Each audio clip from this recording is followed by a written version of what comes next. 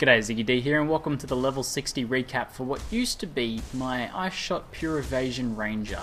I say used to be because the build's underwent some pretty serious renovations around the level 50 or so mark, and I've had to change a few of the fundamental ideas of the build. So this video should go pretty well to demonstrate the fact that sometimes you have to not be afraid of really changing the core ideas of your build if you find that they just don't suit what you were trying to achieve with the build, or if, you know, the things just don't sort of match together and connect up really well. So I guess to get started, let's take a look at the skills that I'm using now, because obviously they have changed a fair bit. In terms of my single target, I'm still using Ice Shot with added cold. What else have I got on it? Ice Shot with added cold damage, faster attacks, and cold penetration. So it's still just a really strong single target damage, sort of, you know, slowing the single target that you're attacking, doing a little bit of AoE, and really penetrating that cold resistance, which is important against a lot of elites, which is the main thing that I'm using that against. I don't usually use the single target against groups, and often groups won't have very much cold resistance unless they're things like zombies and stuff like that. I'm still using my blind totem, which now has, I was very fortunate enough to find, if I find the totem, range attack totem, split arrow, chain. I was lucky enough to find a chain. Eventually it's something you really need, I think, for this to make this work. And I'm finding that its blind uptime is pretty good now. Let's go. I've also got a 16% quality blind. I don't know if I had that in the last video actually, and I got that really cheap. Blind is extremely unrelated, and people are pretty happy to sell, you know, a quality blind for not very much. I don't think I even paid a GCP for that. I probably paid like a couple chaos. So it was really cheap. As you can see, I'm getting a little bit of lag at the moment, but hopefully he'll put blind up on that. It doesn't happen as much with single target because there's not the chain. Okay, you can see the blind effect now, and because of the increased duration of the blind from the quality and just also from leveling up, often blind will have a pretty good uptime on enemies. So as you can see, this guy's blinded here now, and it even seems like it's harder for him to hit the totem. Now if I combine that with Enfeeble, which I'm still using, which also further reduces their chance to hit me, a lot of enemies don't hit me very often. I basically never ever get hit by ranged, except for some ranged elites and things like that that have like increased accuracy. Otherwise, you know, melee is still somewhat of a danger. I still can't get surrounded. Careful play, I think, is always going to be required for a pure evasion build, but so far I'm finding this combination of Enfeeble and the blind totem to be fairly good defensively. So let's see if I can just sort of stand here and dodge most of his attacks. So he managed to hit me once there. The thing I'm finding with pure evasion is that even when I'm getting hit, as long as I'm not getting hit for too much, I find it pretty easy to potion because I have a lot of space between getting hit. You can really learn to rely on your evasion since it is systematic and not random like you know, a lot of people think pure evasion is. You can sort of expect when you're going to get hit, you know.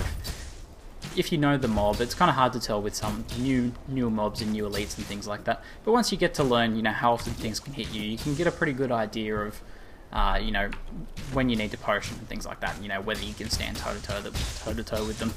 For kiting though, it's really excellent because you're only going to take the occasional hit when kiting, and evasion's going to make most of them miss. So that's pretty strong so far. Now let's move on to my AoE. I was using Ice Shot with less multiple projectiles and Pierce before for my AoE, but as you can see now I'm using Lightning Strike. The reason for this is that Lightning Strike, the bounce or the AoE effect of Lightning Strike counts as a projectile rather than just an AoE elemental damage like it does with Ice Shot.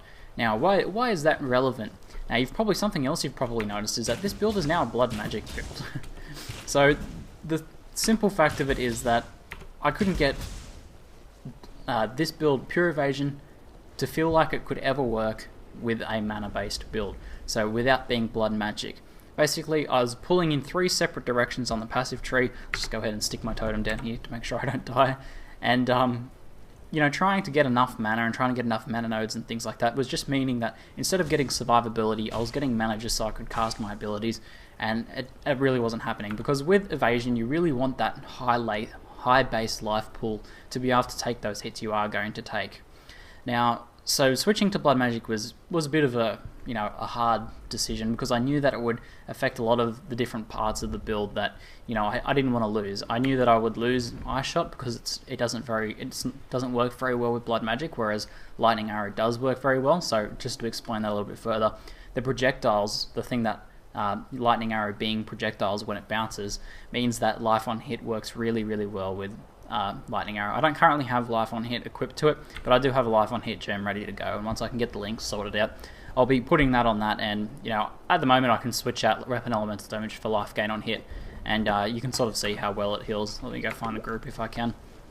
But basically I had to make that decision to go blood magic in order for me to feel like this was going to work end game. As you can see, I instantly fully heal whenever I hit a group with lightning arrow, because just for comparison, I'll take out life gain on hit, and I need to put weapon elemental back in. Oops, I don't want to lose it on the ground.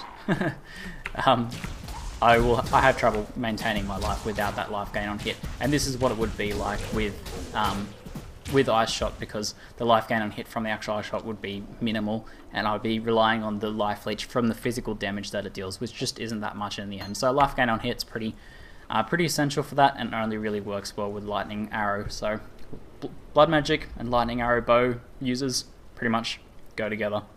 So had to drop Ice Shot. The other thing I had to drop was Hatred, which is the cold aura. The reason for that is it's a % reserved sort of thing, so it only really works with mana. If you have it on blood, on your life, it's going to reserve 30% of your life, and that's just way too much to be reserving, just reducing your survivability too much. So in order to make a pure evasion build work, you have to have a lot of life, and I felt like the best way to do that was blood magic, and you have to have very high evasion. So those are the two main focuses of your passive skill tree, which I'll just finish up explaining some of my skills. The other thing I'm using is projectile weakness, which goes really well with lightning arrow, because I'm using pierce and lightning arrow. It adds piercing effect, makes them take more damage from projectiles. That keyword again, lightning arrow, counts more as projectiles, whereas if I was using this with Ice Shot as an AoE, the AoE effect doesn't get any benefit from projectile weakness, only the actual projectile itself does. So it benefited more from Frostbite as a curse, but when I switched to lightning arrow, I made sure to pick up a projectile weakness, because those two things go together well. So hopefully there's a few interesting little tidbits you can pick up there about how different skills interact, and I think that's pretty much it for skills. The auras I'm using at the moment are Anger and Grace, obviously, but I'm also using Wrath. I just had to take Wrath off to put Enfeeble on at the moment until I get my links sorted out. So let's just go ahead and make sure there's nothing here to kill me. Yeah, I'm also using Poison Arrow just for increased AoE damage. Poison Arrow is always a handy one to have as a ranger if you have a slot for it. Alright, so this is my passive tree so far. As you can see, I've still stuck with all the pure evasion, things like that. I was going to come and get the evasion from this area here, but since I changed to blood magic, that doesn't really work so well. So down here, grabbed all the life, dropped these mana nodes. I respect out of a few different mana nodes. And then I've gone up through the center here, got an Iron Grip since I'll be getting plenty of strength, and that helps with the physical damage, which also helps with life leech, so that's nice. Grab this life. I'll eventually get this life here as well. Come down through here, gotten blood magic, came across, got blood drinker. I actually got blood drinker before I got blood magic, just so I had some base life leech. And now I'm heading up here through the marauder section. I'm going to come down through here, get troll's blood, get all the life from the marauder section, which just, as you can see already, this is a much more survivable build than my last passive tree plan. Just has a lot more life. I'll probably also come up here, grab life gain on killing blow, life leech, and then eventually I'll come down through here, here, and get these life nodes and golem's blood there, as it is awesome regeneration. So all up I'm going to have a little bit over something like 3.4% regeneration plus any other regeneration I have, which based on my high life pool should be pretty solid. And combined with life on hit, life gain on hit, and the life leech I have from a few nodes, and also from my gear, I have a fair bit from gear as well. I should be able to support all my skills pretty well and also be pretty survivable. Now the thing that this kind of works really well with, because I'm only taking the occasional hit, and because life gain on hit is an instantaneous heal, when that does happen, as long as I'm attacking, most of the time that damage that I do take is going to be healed up fully from life gain on hit. Yeah, that's pretty much how that works out, and so far it's been pretty solid. So my feelings on this build overall and how it's been playing so far is that I think it's more tanky than I feel like it is. I felt like I've had to play very carefully. I do certainly have to avoid getting surrounded, and I do have to sit in the back rows if I'm in a group. But I think it can actually handle, things if you know what can kill you.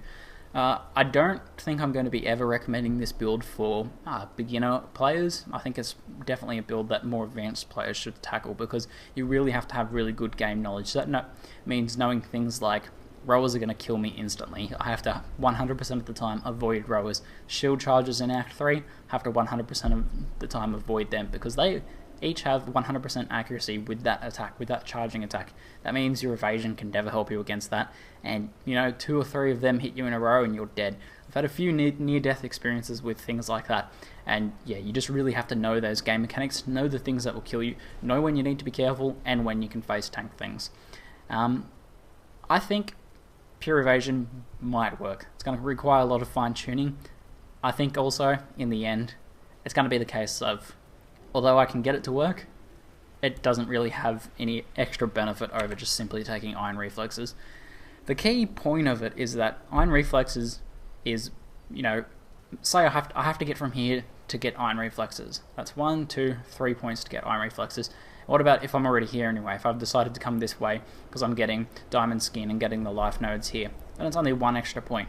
To go pure evasion and to get all of the dodge nodes, you need to either come up here, or even if you're only 1 point and get away, you have to get acrobatics. 1, 2, 3, 4, 5 points. So 6 points in total just to make that side of things work. And then you also need to stack a lot of evasion nodes wherever you can. So it takes a lot more work and a lot more passive points to get pure evasion to work, whereas to get Iron Reflexes to work, you just pick Iron Reflexes and wear good high armor gear. I feel like evasion, I don't feel like it has a strong enough benefit over any other setup that it will make it worthwhile in the end game. But still, I still need to test out blind. Eventually I want to link up the blind totem with faster attacks and calling strikes. So with faster attacks, that'll obviously be a 6 link, but with at least on a 5 link faster attacks, so I'm attacking fast and chaining, things should be blinded most of the time. Blind plus enfeeble means that things are basically never hitting me, and maybe it'll eventually find this balance point where, if most things are never hitting me, then it's going to be just as strong as a build where, you have a ton of armor and, 8k life and things can never kill you. They can hit you, but they can never kill you. Maybe if they can never hit me, it'll work out being the same, but that's something to see and something to test for the future.